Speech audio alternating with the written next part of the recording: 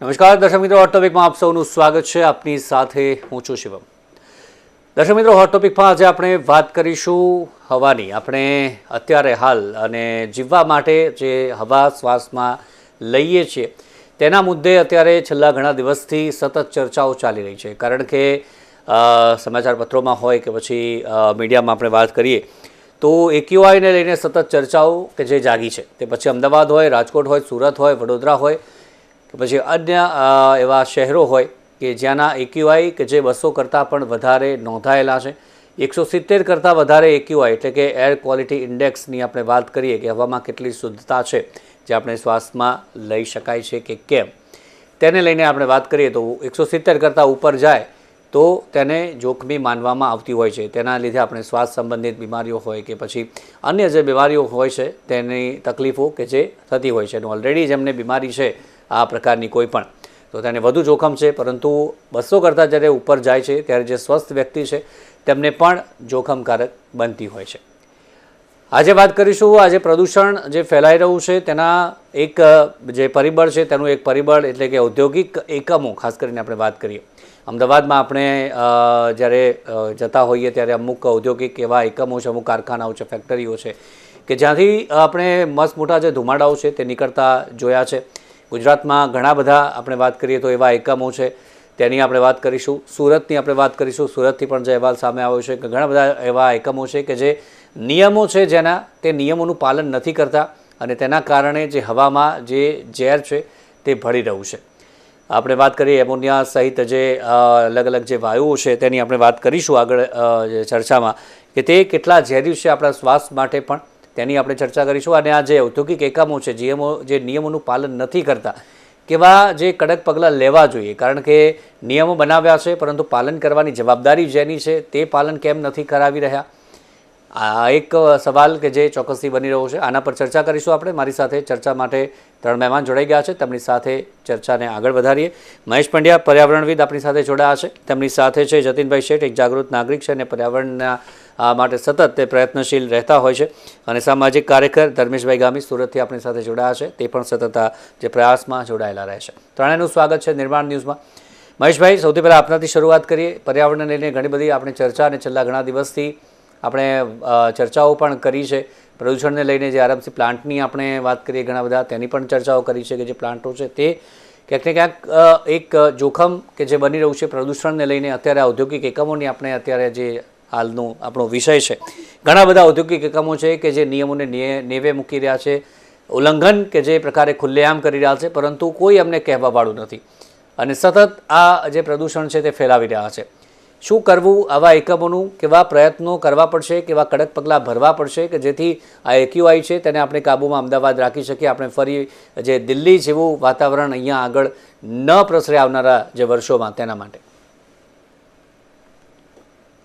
શિવમભાઈ, એક તો આપનો આભાર અને દર્શક મિત્રોને નમસ્કાર. જી. એર ક્વોલિટી ઇન્ડેક્સ નબળી બનતી જાય છે આપણા ત્યાં, એટલે ગુણવત્તા બહુ જ ખરાબ છે, ભયજનક છે.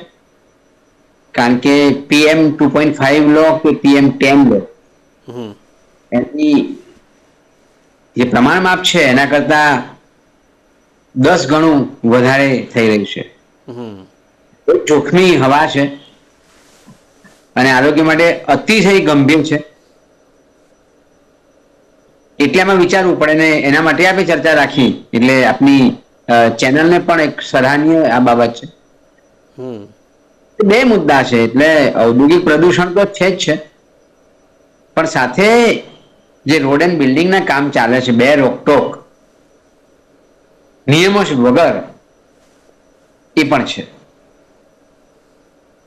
હવે શું કરવું એ જ મુદ્દો છે. એટલે લોકોએ જ આગળ આવવું પડે. કારણ કે દર 2 વર્ષે આપણે 2003 થી વાઇબ્રન્ટ ગુજરાત સમિટ કરીએ છીએ અને દેશ વિદેશના ઉદ્યોગોને આમંત્રણ આપીએ છીએ કે અમારા ત્યાં આવો અને ઉદ્યોગો વિકસાવો. પરંતુ પર્યાવરણ પ્રબંધનની જે વાત છે એમાં આપણે ઉણા ઉતર્યા છીએ. ઉદ્યોગો આવવા જ જોઈએ, ગુજરાતનો વિકાસ થવો જ જોઈએ, કોમનવેલ્થ થવું જોઈએ અને બધું જ થવું જોઈએ, પણ ઘર આંગણું ચોખ્ખું તો રાખો તમે, એટલે ફાયદો તો થાય છે અલ્ટિમેટલી રાજ્યને, પણ કેટલાક લોકોને ફાયદો થાય છે?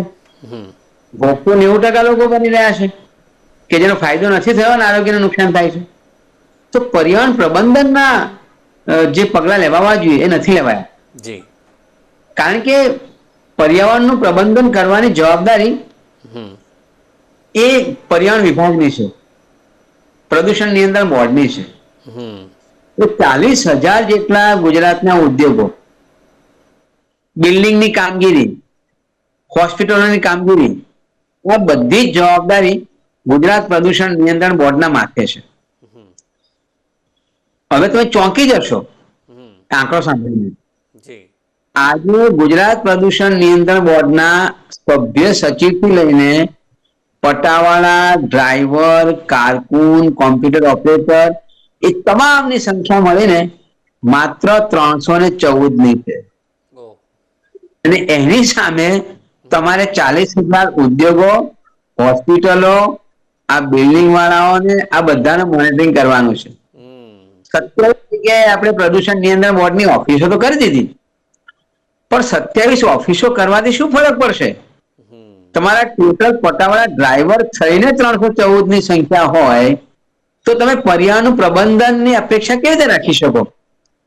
એટલે આ ગુજરાતની સરકારે જોવાની વાત છે. કારણ કે આપણે પ્રદૂષણ નિયંત્રણ બોર્ડ કરીએ, પણ પ્રદૂષણ નિયંત્રણ બોર્ડમાં એન્જિનિયર જ ના હોય, અધિકારીઓ જ ના હોય તો મોનિટરિંગ કરશે કોણ? અને એટલા માટે કોર્ટમાં કેસ થાય છે, હાઈકોર્ટમાં જાય, સુપ્રીમમાં જાય, એનજીટીમાં જાય. હવે એ બધા કેસ નું હિયરિંગ માટે કે એની એફિડેવિટ કરવા માટે પણ અધિકારીઓ જાય. એટલે 314 280 ટેકનિકલ સ્ટાફ, અને એમાંય ઘણા તો આમાં હાઈકોર્ટ, એનજીટીના ધક્કા ખાય. તો પ્રદૂષણ નિયમન કરે કોણ? એક સવાલ છે મોટો. તો રાજ્યની સરકારે ગંભીરતાથી વિચારવું જોઈએ કે આપણે જીડીપી વધારવી છે, આપણે 3 અમેરિકન ડોલર ની વાત બી કરવી છે, બધું જ કરવું છે, ત્રીજી મહાસત્તા પણ બનવું છે, પણ પર્યાવરણના ભોગે અને લોકોના સ્વાસ્થ્યના ભોગે તો આ બરાબર નથી. શિવમભાઈ, એ જ બાબત છે કે ઔદ્યોગિક વિકાસ થઈ રહ્યો છે, આર્થિક વિકાસ થઈ રહ્યો છે, પરંતુ લોકોના સ્વાસ્થ્યને જોખમમાં મૂકીને આ વિકાસ ક્યાં સુધી આ વિનાશ જે પ્રકારે થતો રહેશે અને લોકો તેનો ભોગ કે જે બનતા રહેશે. સુરતની આપણે વાત કરી લઈએ ધર્મેશભાઈ. સુરતથી આપણે વાત કરીએ તો ઘણા બધા એવા એકમો મુદ્દે કોંગ્રેસે પણ રજૂઆત કરી છે પર્યાવરણ મંત્રી અર્જુનભાઈ મોઢવાડિયાને કે આવા એકમો છે તેમના પર પગલાં લેવામાં આવે. રજૂઆતો કરવી પડે છે, પરંતુ જે બીજી બાજુ જીપીસીબીની આપણે જે વાત કરી અત્યારે કે જેમાં સ્ટાફની ખાસ કરીને ભરતીની આપણે વાત કરીએ, તે પૂરતો સ્ટાફ જ નથી. તો ક્યાં એ પગલાં લેશે, ક્યાં એ જોવા જશે? જે બિલ્ડિંગો બની રહી છે ત્યાંની આપણે વાત કરી લઈએ તો સ્ટાફ વગર ક્યાં ક્યાં પગલાં લેશે, કેટલી કામગીરી કરશે, આ પણ એક ચિંતાનો વિષય છે. જી બિલકુલ સાચી વાત છે. પંડ્યા સાહેબે જે આંકડાકીય અધિકારીઓની માહિતી આપી એ પર્યાવરણને નિયંત્રણ કરવા માટે માત્ર રાજ્ય સરકાર પાસે આટલા જ વ્યક્તિઓ છે તો એ ખરેખર ચિંતાનો વિષય છે. હવે ઉદ્યોગો આપણે ખૂબ મોટી માત્રામાં વધારી રહ્યા છે. દક્ષિણ ગુજરાત ઉદ્યોગોનું હબ કહેવાય. એમાં વાપી ગણો, સુરત ગણો, વડોદરા ગણો, સચિન ગણો, વલસાણા ગણો, હજીરા ઇન્ડસ્ટ્રી ગણો, આ બધા જ અંકલેશ્વર ગણો, આ બધા દક્ષિણ ગુજરાતના મોટા ઇન્ડસ્ટ્રીયલ જગ્યાઓ છે. આ તમામ જગ્યાઓ પર પ્રદૂષણ મોટી માત્રામાં થાય છે. એમ જનસંખ્યા પણ અહીંયા ખૂબ વધારે છે. એટલે જનસંખ્યાને સુરક્ષિત રાખવી હોય તો પ્રદૂષણને નિયંત્રણ કરવું જોઈએ. જો પ્રદૂષણ નિયંત્રણ કરવા વાળા અધિકારીઓ કે લોકો જ ના હોય તો સ્વાભાવિક છે કે તમામ લોકો હેરાન થવાના છે. અને હજીરા કાંઠા વિસ્તારમાં તો ઘણા બધા લોકોને ઘણી બધી બીમારીઓ પણ થઈ છે. સચિન વિસ્તારના લોકોને પણ બીમારીઓનો ભોગ બની રહ્યા છે. કડોદરાની પણ સેમ પોઝિશન છે. એટલે નિયંત્રણ કરવા વાળું કોઈ નથી. જીપીસીબી છે એ પોલ્યુશન કંટ્રોલ બોર્ડ માત્ર ને માત્ર દેખાડાનું છે.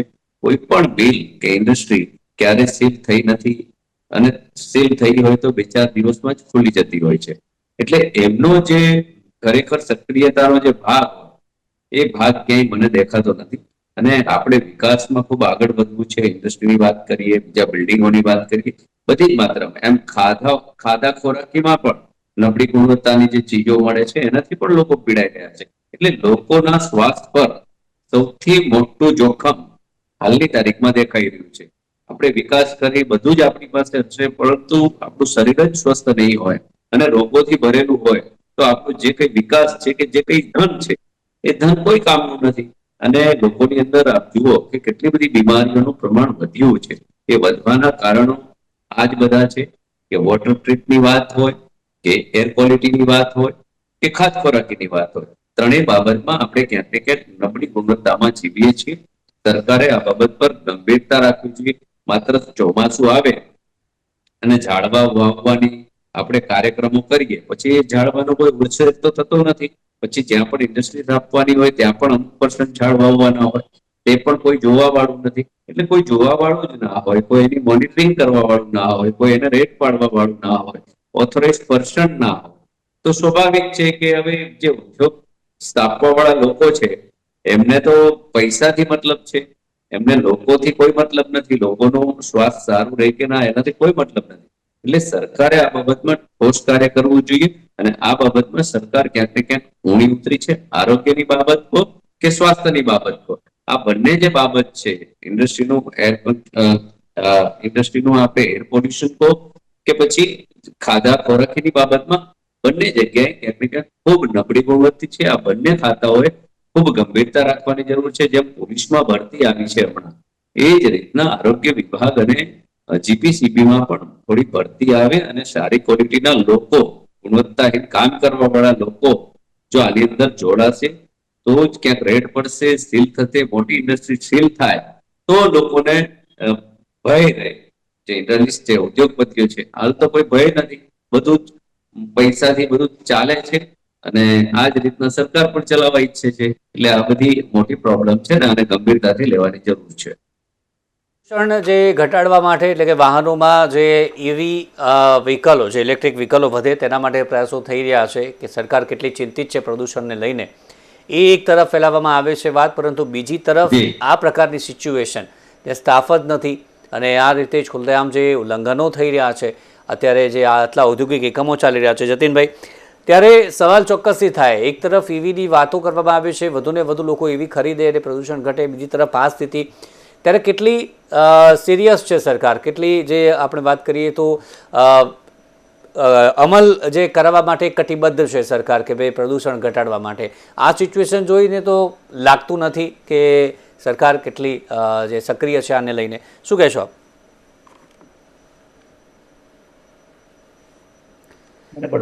જી જતીનભાઈ, આપને અવાજ આવી રહ્યો છે? ચોક્કસથી જે હા ચોક્કસથી જે અમે હમણાં વાત કરી કે ઇલેક્ટ્રિક વ્હીકલની આપણે વાત કરીએ તો તે સરકાર ક્યાંક ને ક્યાંક વધારવા માટે વાત કરી રહી છે, તેના મુદ્દે જે પ્રદૂષણ ઘટાડે આ પ્રકારે ક્યાંક ને ક્યાંક કામ કરવામાં આવે છે, તેમાં વાહવાઈ પણ મેળવી રહ્યા છે. પરંતુ બીજી તરફ આ સ્થિતિ, ઔદ્યોગિક એકમો વિરુદ્ધ જે કાર્યવાહી ન કરવાની વાત, કારણ કે તેમાંથી કેટલું પ્રદૂષણ થાય છે, આપણે નદીઓની વાત કરીએ ત્યાંથી જે કેમિકલના પાણી જે ઠલવાઈ રહ્યા છે તેના કારણે પાણીનું પ્રદૂષણ ક્યાંક ને ક્યાંક ફેલાઈ રહ્યું છે, હવાનું પ્રદૂષણ ફેલાઈ રહ્યું છે, ત્યારે ક્યાંક ને ક્યાંક એક વિરોધાભાસ આમાં જોવા મળી રહ્યું છે. ત્યારે કેટલી સિરિયસ છે જે સરકાર, કેટલું સિરિયસ છે તંત્ર, સ્થાનિક તંત્રની વાત કરીએ તો એ આમાંથી દેખાઈ રહ્યું છે? મહેશભાઈ અને ધર્મેશભાઈ બંને ઘણી વિસ્તૃત વાત કરી. જીપીસીબી ની જે મુશ્કેલીઓ છે એની પણ વાત કરી કે જીપીસીબી માં સ્ટાફ ઓછો છે. હવે હું એક જુદો દ્રષ્ટિકોણનું રજૂઆત કરું કે દિલ્હીમાં આખા દેશના ક્રીમ લોકો છે, એટલે વડાપ્રધાન ત્યાં રહે છે, રાષ્ટ્રપતિ પણ દિલ્હીમાં રહે છે, સુપ્રીમ કોર્ટના જજો પણ ત્યાં છે અને મોટા મોટા સુપ્રીમ કોર્ટના સિનિયર એડવોકેટો પણ દિલ્હીમાં છે અને દિલ્હીનો પ્લાન કર્યો એનો આ જે EQI 500 હોય તો આપણે સરકાર પાસેથી તો મને લાગે છે કે કોઈ અપેક્ષા રાખવી એ હવે રહી નથી કે સરકાર કંઈ પણ કરે. એટલે કારણ કે આવા લોકો જો દિલ્હીના પ્રદૂષણો નાથી ના થતો આ પાછું એક વખતનો પ્રશ્ન નથી, વર્ષો આપણે જોઈએ છે. શિયાળો આવે અને પ્રદૂષણનું લેવલ એટલું બધું પહોંચી જાય. એક બાજુ એ વાત કરી છે, બીજી બાજુ આપણે વાત કરી વિકાસની, પછી કે અમે કોમનવેલ્થ ગેમ્સ ગોઠવીશું 2030માં, 2036માં ઓલિમ્પિક લાવશું. તો શું આ પરિસ્થિતિમાં એ લોકો આપશે ખરા? એટલે તો એનો ઉકેલ શું? આપણે સરકાર પાસેથી અપેક્ષા રાખીએ, પણ સરકાર એટલે શું? સરકારમાં આપણે લોકોની, જ્યાં સુધી લોકોની ભાગીદારી ન હોય, લોક ભાગીદારી, ત્યાં સુધી આ હું સ્પષ્ટ માનું છું કે લોક ભાગીદારી વિના સરકાર જે હોય એ સરકાર ફક્ત સરકારમાં જોડાયેલા લોકો પોતાના હિત માટે જ કામ કરતા હોય છે. એમને લોકોની, નાગરિકોની તો પરવા નથી, એવું સ્પષ્ટ દેખાય છે. નહીં તો દિલ્હીમાં 500 જેટલું હોય ઇક્વાલિટી, અને ગુજરાતમાં વધતું જતું હોય. આજે આપણે 150-200 છીએ, આપણે ત્યાં પણ 500 પહોંચી જાય, એમાં કઈ નવી નથી. કારણ કે આપણે ત્યાં જે તે બિસ્માર રોડની રસ્તાઓ બિસ્માર થતા જાય છે, કેટલી ધૂળ ઉડે, કેટલા ટાયર ઘસાય, કેટલી સ્પીડ ઘટે, કેટલું પેટ્રોલ. તો આ બધી જે પુઅર ટ્રાન્સપોર્ટ, પબ્લિક ટ્રાન્સપોર્ટ આટલો બધો ખરાબ હોય, છતાં પણ સરકારની આંખો ના ખુલે. તો સમજવું જોઈએ કે સરકારની આંખો એટલા માટે નથી ખુલતી કે જે નાગરિકો છે એ બેદરકાર છે. હું હવે તો સરકારની બેદરકારી કરતા નાગરિકોની બેદરકારી પર વધારે ભાર મૂકીશ કે એ નાગરિકોને પોતાના સ્વાસ્થ્યની પરવા નથી, પોતાના અધિકારોની પરવા નથી. પોતે નાગરિક છે આ દેશના, અને એના માટે એને જે સમય ફાળવવો જોઈએ, સરકાર કેમ નથી કરતી, તો એના માટે ફાળવવો જોઈએ. અમે એના માટે પ્લેટફોર્મ બનાવ્યું. આ બધું ખૂબ વિચારના ગહન વિચારના અંતે કે આવા પ્લેટફોર્મ નામનું અમદાવાદનું પ્લેટફોર્મ બનાવ્યું, અને આવું પ્લેટફોર્મ રાજ્ય કક્ષાએ પણ થઈ શકે, દેશ કક્ષાએ પણ થઈ શકે. ત્યાં લોકો અને સરકાર સાથે ડાયલોગનો પ્લેટફોર્મ ઉભું થાય. અત્યારે સરકારે એ પરિસ્થિતિ ઉભી કરી છે કે તમારે ડાયલોગ થઈ જ ના શકે, તો ત્યાં આપણે ડાયલોગની પરિસ્થિતિ ઉભી કરી, સરકાર સાથે સંવાદની ભૂમિકા ઉભી કરવી છે. એ સંવાદની ભૂમિકા ઉભી કરવામાં નાગરિકોનો ફાળો મહત્વનો રહેશે. કારણ કે નાગરિકોએ પોતાના સ્વાસ્થ્ય માટે, પોતાની આવનારી પેઢી માટે એ કરવું પડશે. બાકી દર વર્ષે સતત આપણે મીડિયા દ્વારા પણ વારંવાર પ્રોગ્રામ કરવામાં આવશે હવાના પ્રદૂષણના, પણ લોકો જે છે એમાં મુશ્કેલી છે કે જે નેતૃત્વનો સવાલ છે, જે આપણને આઝાદી વખતે ગાંધી યુગમાં નેતૃત્વ ઉભું થયું હતું, અને ગાંધી તો 1948માં એમની હત્યા થઈ, એ પછી પણ 1968 સુધી એ ગાંધી યુગના જે લોકો હતા એ લોકોએ સરસ રીતે દેશને ચલાવ્યો હતો. સવાલ એ છે કે એ વખતે નાગરિકો જે છે આઝાદીમાં ભાગ લીધેલો, બલિદાન આપેલું, સમય આપેલો, આજે ભાવના ખતમ થઈ ગઈ છે. એટલે અહીંયા આગળ જીપીસીબી છે, તો દિલ્હીમાં તો સીપીસીબી સેન્ટ્રલ પોલ્યુશન કંટ્રોલ પડે છે. તો એ શું કરે છે? એની પાસેથી તમે કોઈ પણ અપેક્ષા નહીં રાખો. તમારી પાસે જીપીસીબીમાં 250 માણસ હશે કે 1000 માણસ હશે, પણ એનાથી કોઈ ભેદ નહીં પડે. કારણ કે સરકારની ઈચ્છા જ નથી. સરકારની ઈચ્છા પ્રદૂષણને કંટ્રોલ કરવાની નથી. બહુ સ્પષ્ટ વાત છે. આપણે આ જો નદી, સાબરમતી નદી દેશમાં બીજા નંબરની પ્રદૂષિત નદી, સૌ બધા હોય છે, છતાંય વડાપ્રધાન એમ કહે કે મેં સાબરમતી સાફ કરી નાખી, અને બધા માની લે. તો આને શું કહેવું કે સાબરમતીનું આટલું પ્રદૂષણ ને એમાં એકલા ઉદ્યોગો નથી, ઉદ્યોગોનું પ્રદૂષણ છે. ઉદ્યોગો સુધારવાની કોશિશ પણ કરે છે, પણ અને ધારો કે નથી કરતા તો પણ મ્યુનિસિપલ કોર્પોરેશન શું કરે? મ્યુનિસિપલ કોર્પોરેશન શું એસટીપી, સ્યુએજ ટ્રીટમેન્ટ પ્લાન્ટ ચાલે છે ખરા? હાઈકોર્ટમાં જયારે પિટિશન થાય ત્યારે એ કહે, એમ ત્યારે બધું જાહેર થાય કે અમે એના માટે અમારી લાઈનોમાં ઇન્ડસ્ટ્રીનો એફ્લુન્ટ આવે છે, નથી કરતા. પણ એવી કોઈ એ બધી જે વાત છે એ બધી વાહિયાત વાત છે. એટલે સવાલ એ છે કે સરકાર પાસે કામ કરાવવું હશે તો નાગરિકોએ મજબૂત નાગરિક સંગઠન બનાવીને સંવાદની ભૂમિકા ભજવવું પડશે. એ સિવાય પ્રદૂષણને તમે રોકી નહીં શકો, અને વર્ષો ચોક્કસથી જનભાગીદારી પણ એટલી જ મહત્વની છે. પરંતુ હવે મહેશભાઈ, ઉપાયોની ખાસ કરીને વાત કરીએ તો ઔદ્યોગિક એકમો છે, આધુનિક ટેકનોલોજી પણ આવી ગઈ છે, ત્યારે આધુનિક ઉપાયો કયા હવે અપનાવવા જોઈએ? કારણ કે જે ફેક્ટરીઓ છે જે ધુમાડા નીકાળી રહી છે, એનો ઉપાય શું? સરકાર સાથે મળીને સરકારે કેવા ઉપાય, ખાસ કરીને આધુનિક ઉપાય તેમાં અજમાવવા જોઈએ, જેથી આ જે ઝેરી હવા બની રહી છે તેને આપણે ઘટાડી શકીએ? જો ચીનમાં પણ ઉદ્યોગો છે, અને ચીને હવા પ્રદૂષણને ઘણું કંટ્રોલ કર્યું છે, એટલે ટેકનોલોજી તો છે જ. આ કોઈ રોકેટ સાયન્સ નથી, પણ દાનત નથી. એટલે જતીનભાઈની વાત સાથે હું સંમત કે સરકારને ગાળો દેવા કરતા હું પોતે પહેલો પાકું છું. કારણ કે મને મારા આરોગ્યની પરવા નથી. અને ચૂંટણી આવે છે, ચૂંટણીના મુદ્દા બીજા છે, મારા આરોગ્યનો મુદ્દો બનતો જ નથી. એટલે પર્યાવરણનો મુદ્દો ક્યાંય ચૂંટણીમાં નથી. અને રાજકીય પાર્ટીઓ જાણે છે કે કયા મુદ્દે લડાવવા, હિન્દુ મુસ્લિમ કરવું, જાત વચ્ચે લડાવવું, કોળી પટેલ વચ્ચે લડાવવું, અને પછી તમે પ્રચાર કરો તમે આટલું વીમા કવચ આપ્યું, પણ વીમા કવચ શું કામ આપવું પડ્યું? તમે પ્રદૂષણ ઘટાડો ને. તમને યાદ છે 2015 આપણે મોટા ઉપાડે ભૂતાનના વડાપ્રધાન લઈ આવેલા વાઇબ્રન્ટ ગુજરાત. ભૂતાનના વડાપ્રધાને કહેલું કે આ હોલમાં બેઠેલામાં સૌથી વધુ ગરીબ હું ને મારો દેશ છે, પણ અમે સૌથી ખુશ છીએ. અમારે જીડીપી નથી જોઈતી, અમારે હેપીનેસ ઇન્ડેક્સ જોઈએ છે. આ ભાવના જો સરકારમાં આવશે ને તો જ થશે. પણ આપણે જાણીએ છીએ કે આપણી લોકશાહી વ્યવસ્થામાં ચૂંટણી અગત્યની છે. ચૂંટણીમાં જીતી જાઓ એટલે બધું ગૌણ બની જાય. ચૂંટણી કેમ જીતવી એ આવડે છે. એ ઇલેક્ટ્રો બોન્ડ આપવા માટે ઉદ્યોગો જોઈએ, ઉદ્યોગોના પૈસા જોઈએ, એટલે ઉદ્યોગોને બધી છૂટ આપવામાં આવે.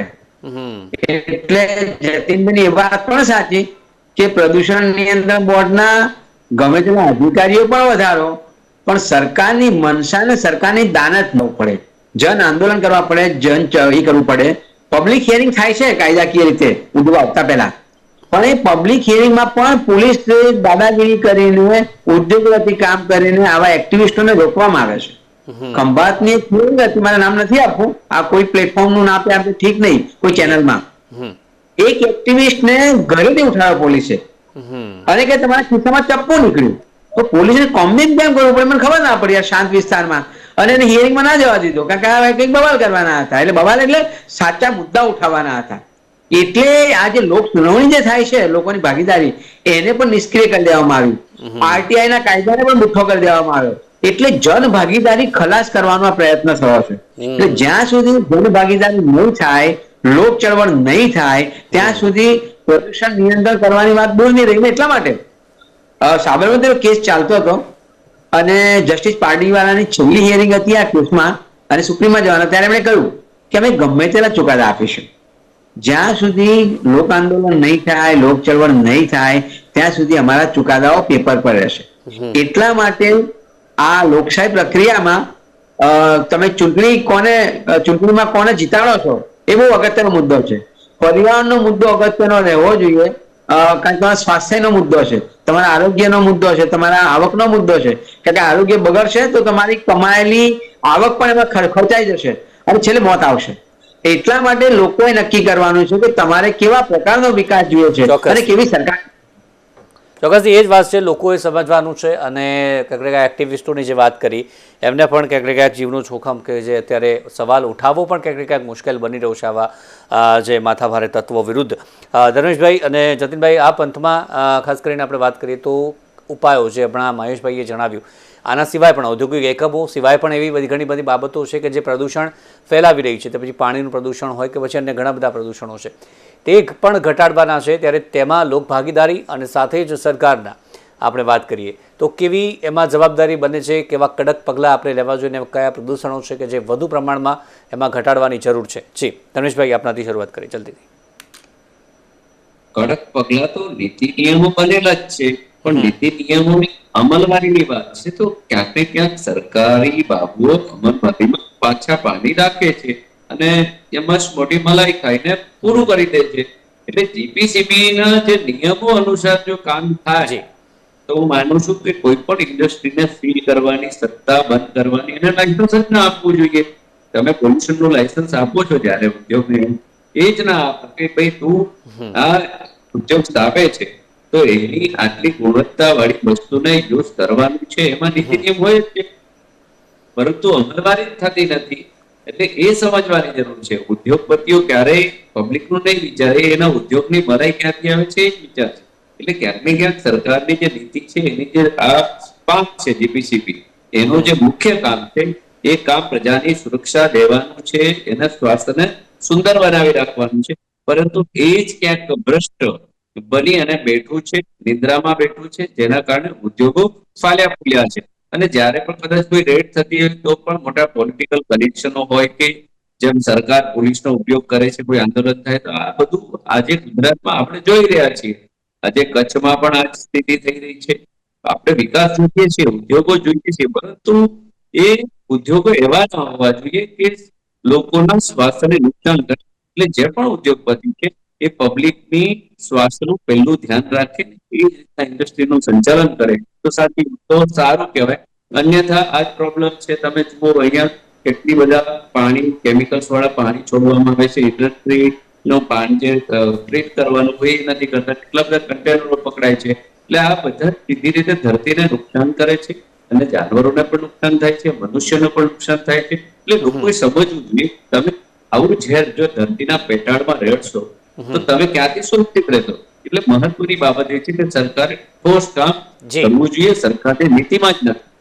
ચોક્કસથી નીતિ આપણે વાત કરીએ. જતીનભાઈ, આપ શું કહેશો અંતમાં? આપના મતે લોક ભાગીદારી કેવી રીતે હવે આગળ આવવું જોઈએ? કારણ કે અત્યાર સુધી કેવા કામ થયા છે આપણે સૌ જાણીએ છીએ, પરંતુ હવે સ્થિતિ સુધારવાની છે તો કેવી રીતે આગળ વધવું પડશે? કડક રીતે ખાસ કરીને આપણે વાત કરીએ તો તેના માટે લોક ભાગીદારી ઊભી કરવા માટે એક તો આપણે સારા નેતૃત્વની જરૂર છે કે જે નેતૃત્વ અત્યારે આપણે જે છે એ પોલિટિકલ ભૂલી જાય. અત્યારે જે છે સારા માણસો તો પોલિટિક્સમાં આવતા જ નથી. એના બદલે પ્લેટો ને એ બધા જે સદીઓ પહેલા કહી ગયા છે કે જ્યાં લોકો રાજકારણનો ભાગ લેતા નથી એ લોકોએ ભ્રષ્ટ શાસન નીચે સબડવું પડે છે. એટલે એ મુદ્દો બહુ યાદ રાખવો પડે. બીજી વસ્તુ એ કહું છું કે જો ખરેખર રાજકીય ઈચ્છા હોય તો સિંગાપુરના વડાપ્રધાનનો ક્લાસિક એક્ઝામ્પલ છે કે એમણે જે દિવસે લોકપાલનું બિલ 1982 પસાર કર્યું એના બીજા જ દિવસે 142 મંત્રીઓ અને અધિકારીઓને લાંચ લેતા પકડ્યા. 142 ને ઘર ભેગા કરી નાખ્યા જે સજા કરી. સિંગાપુર આખું પ્રમાણિત થઈ ગયું. એટલે વીર ચીજા જો નેતૃત્વ એવું મજબૂત મળે કે જેની ઈચ્છા છે જે મજબૂત નેતૃત્વ એને નેતૃત્વ કહે, મજબૂત નેતૃત્વ. પણ જો એવી કરવામાં આવે તો ભાગબટે કરવા માટે બધા ભેગા થયા હોય અને તો પછી એ તો લોકોએ સમજવું પડશે, લોકોએ આગળ આવવું પડશે અને એના માટે નાગરિક સંગઠન સિવાય કોઈ બીજો છૂટકો જ નથી. એવું મારી 40 વર્ષના અનુભવ પરથી કહું છું કે જ્યાં જ્યાં અમે લોક સંગઠિત કર્યા છે ત્યાં અમે જે પણ પ્રશ્નો હોય સરકારના એમાં અમે ચોક્કસપણે સારું રિઝલ્ટ મેળવી શક્યા છીએ. અને હવે એટલે અમારે મારા અનુભવના આધારે અમે અમદાવાદમાં આબાદ અમદાવાદ શરૂ કર્યું અને એ જ દિશામાં જઈ રહ્યા છીએ કે બે વસ્તુ મેં ગાંધીજીનો પૂરો સ્ટડી કર્યો. એમણે પણ અંગ્રેજ સરકારમાં જે નીતિ અપનાવી સેન્સિટાઇઝેશન ડાયલોગ, તમે સેન્સિટાઇઝ કરો અને ડાયલોગ કરો સાથે લોકોને પણ એટલા જોડવાના છે. આ બધું જો થશે તો જ આપણે આ પ્રદૂષણ અટકાવી શકીશું. ઉદ્યોગોની વાત કરી, ઉદ્યોગો ચોક્કસ પ્રદૂષણ કરે છે પણ સરવાળે સરકારનો મતલબ શું છે? લોકોએ સરકારનો મતલબ એ કે કાયદો અને વ્યવસ્થા જાળવવા.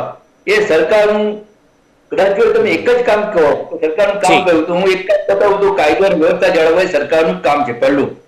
બાકી સરકાર નથી તો સરકારની જરૂર છે, બાકી બધું થશે. એટલે સરકાર જે છે હવે કાયદો વ્યવસ્થા નથી જાળવતી તો પછી લોકોએ આગળ આવવું પડશે. કારણ કે છેવટે સરકારમાં બેઠેલા લોકો પણ આપણા સમાજમાંથી આવે છે. એટલે એવા લોકો આગળ ન આવે અને આપણે જે છે કારણ કે આપણી જે મતની પ્રક્રિયા છે એમાં પણ ઘણું પ્રદૂષણ ઘૂસી ગયું છે. ચોક્કસથી મતની ઔદ્યોગિક એકમો પણ જરૂરી છે અને તેની સામે જે પ્રદૂષણ પણ અટકાવવાનું છે કારણ કે હવા ઝેરી ન થાય તેના માટે. ત્યારે એમણે પણ સમજવું પડશે, લોકોએ પણ સમજવું પડશે, તંત્રએ પણ કડક રીતે કામગીરી લેવી પડશે કે પ્રદૂષણ ન ફેલાય તેવા ઉપાયો કરે. કારણ કે અન્ય દેશોની આપણે વાત કરીએ, જે મહેશભાઈએ પણ જણાવ્યું કે ચીન જેવા દેશ, અન્ય જે દેશો છે ત્યાં પણ આ પ્રકારના એકમો છે પરંતુ ત્યાં નથી થતું. ત્યાં એ લોકો કંટ્રોલ લાવી શક્યા છે તો અહીંયા કેમ નહીં? ટેકનોલોજી છે તો તેનો પૂરતો આપણે ઉપયોગ કરીએ અને આવા ઔદ્યોગિક એકમો છે અને જે પણ પ્રદૂષણો ફેલાવે છે તેમના પર કડકમાં કડક પગલાં કે જે લેવામાં આવે એ જ એક ઉપાય કે જે બની રહ્યો છે અને સાથે લોક ભાગીદારી પણ એટલી જ મહત્ત્વની બની છે. મહેશભાઈ, જતીનભાઈ અને સાથે ધર્મેશભાઈ ત્રણેયનો આભાર આ ચર્ચામાં જોડાયા તે બદલ. Thank you very much. તો દર્શક મિત્રો, હાલ હોટ ટોપિકમાં બસ આટલું જ. ફરી મળીશું નવા મુદ્દા સાથે. રજા આપશો. નમસ્કાર.